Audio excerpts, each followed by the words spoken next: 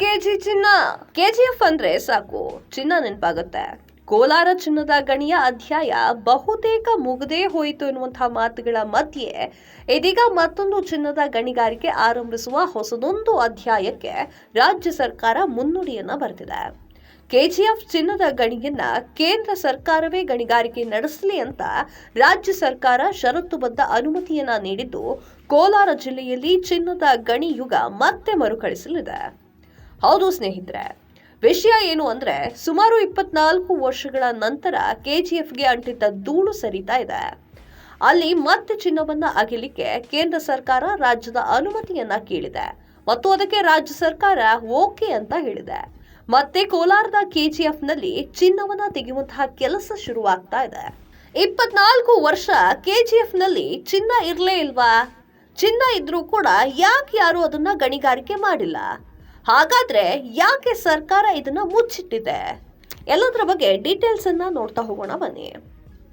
ಒಂದು ಕಾಲದಲ್ಲಿ ಕೆಜಿಎಫ್ನಲ್ಲಿ ಅಪಾರ ಪ್ರಮಾಣದ ಚಿನ್ನದ ಗಣಿಗಾರಿಕೆ ನಡೆಸಲಾಗ್ತಾ ಇತ್ತು.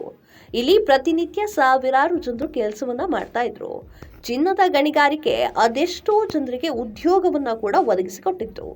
ಆದರೆ ಕಾಲಾಂತರದಲ್ಲಿ ಚಿನ್ನದ ಪ್ರಮಾಣ ಕಡಿಮೆ ಆಗ್ತಿರುವಂತಹ ಕಾರಣ ಚಿನ್ನದ ಮೌಲ್ಯಕ್ಕಿಂತ ಗಣಿಗಾರಿಕೆಯ ವೆಚ್ಚವೇ ಜಾಸ್ತಿ ಆಗ್ತಾ ಇತ್ತು.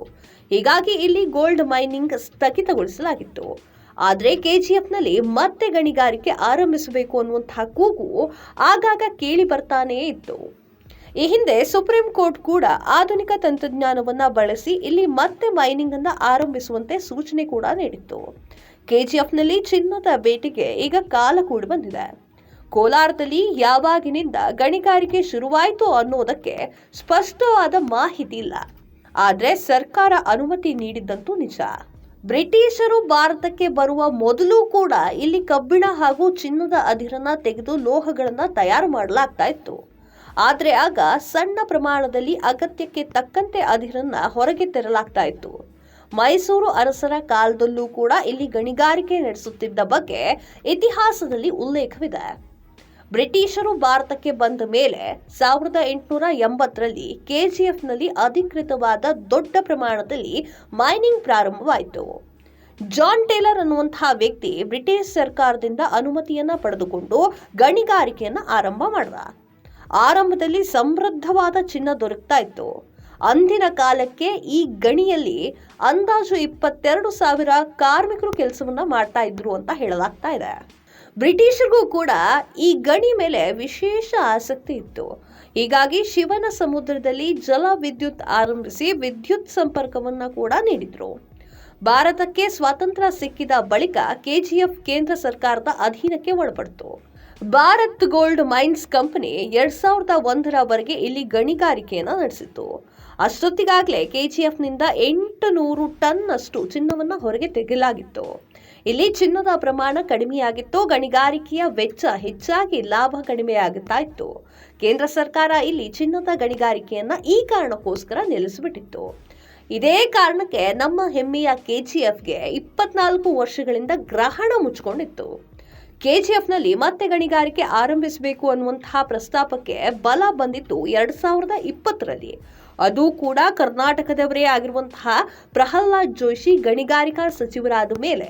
ಇನ್ನು ಸದ್ಯ ಕೆಜಿಎಫ್ನಲ್ಲಿ 24,790 ಎಕರೆ ವಿಸ್ತೀರ್ಣದಲ್ಲಿ 13 ಕಡೆ ಬೆಟ್ಟದಂತೆ ರಾಶಿ ಬಿದ್ದಿರುವಂತಹ ಮಣ್ಣಿನಲ್ಲಿ ಚಿನ್ನ ಸಂಸ್ಕರಣೆಯನ್ನ ಮಾಡಲು ನಿರ್ಧಾರವನ್ನ ಮಾಡಲಾಗಿದೆ. ಕೇಂದ್ರ ಸರ್ಕಾರ ನಡೆಸಿದ ಸರ್ವೆಯಲ್ಲಿ ಕೆಜಿಎಫ್ನ ಸೈನಿಟ್ ಗುಡ್ಡದಲ್ಲಿ ಇನ್ನೂ ಚಿನ್ನ ಇರೋದು ಪತ್ತೆಯಾಗಿದೆ. 320 ಮಿಲಿಯನ್ ಟನ್ ಮಣ್ಣು ಸಂಸ್ಕರಣೆಯಿಂದ 32,000 ಕೆಜಿ ಚಿನ್ನ ಸಿಗಬಹುದು ಅನ್ನುವಂತಹ ನಿರೀಕ್ಷೆ ಕೂಡ ಇದೆ. ಇದು ಅಲ್ಲಿ ಒಂದಿಷ್ಟು ಜನರಿಗೆ ಉದ್ಯೋಗವನ್ನ ಕೂಡ ಸೃಷ್ಟಿ ಮಾಡಲು ಹೊರಟಿದೆ. ಸದ್ಯಕ್ಕೆ ಭಾರತದಲ್ಲಿ ಹೆಚ್ಚಿನ ಚಿನ್ನ ಹೊರತೆಗೆಯುತ್ತಿರೋದು ರಾಯಚೂರು ಜಿಲ್ಲೆ ಲಿಂಗಸೂಗೂರು ತಾಲೂಕಿನಲ್ಲಿರುವಂತಹ ಹಟ್ಟಿ ಚಿನ್ನದ ಗಣಿಯಲ್ಲಿ. ಇದರ ಜೊತೆಗೆ ಆಂಧ್ರ ಪ್ರದೇಶ, ಉತ್ತರ ಪ್ರದೇಶ, ಜಾರ್ಖಂಡ್ನಲ್ಲೂ ಕೂಡ ಚಿನ್ನದ ನಿಕ್ಷೇಪಗಳು ಇವೆ. ಆದರೂ ಕೂಡ ಭಾರತದಲ್ಲಿ ವಾರ್ಷಿಕ 1.80 ಟನ್ ಚಿನ್ನ ಉತ್ಪಾದನೆ ಆಗ್ತಾ ಇದೆ. ಆದರೆ ನಮ್ಮಲ್ಲಿ ಬೇಡಿಕೆಯ ಇರೋದು ಬರೋಬ್ಬರಿ 800 ಟನ್. ಈ ಹೆಚ್ಚುವರಿ ಚಿನ್ನವನ್ನ ವಿದೇಶಗಳಿಂದ ಆಮದು ಮಾಡಿಕೊಳ್ಳಲಾಗ್ತಾ ಇದೆ. ಇದರಿಂದ ದೇಶದ ಖಜಾನೆಯ ಮೇಲೆ ಭಾರ ಬೀಳ್ತಾ ಇದೆ. ನಮ್ಮದೇ ದೇಶದಲ್ಲಿ ಚಿನ್ನದ ಉತ್ಪಾದನೆ ಒಂದಿಷ್ಟು ಹೆಚ್ಚಾದ್ರೆ ಆರ್ಥಿಕತೆಯ ಹೊರೆ ಕೂಡ ತಗಲಿದೆ. ಈ ಎಲ್ಲಾ ಕಾರಣಗಳಿಂದಾಗಿ ಚಿನ್ನದ ಗಣಿಗಳಿಗೆ ಕೇಂದ್ರ ಸರ್ಕಾರ ಹೆಚ್ಚು ಒತ್ತನ್ನು ನೀಡ್ತಾ ಇದೆ. ಹೀಗೆ ಆದಷ್ಟು ಬೇಗ ಕೆಜಿಎಫ್ನಲ್ಲಿ ಚಿನ್ನದ ಗಣಿಗಾರಿಕೆ ಆರಂಭವಾಗಲಿ ಅನ್ನೋದೇ ನಮ್ಮ ಆಶಯ.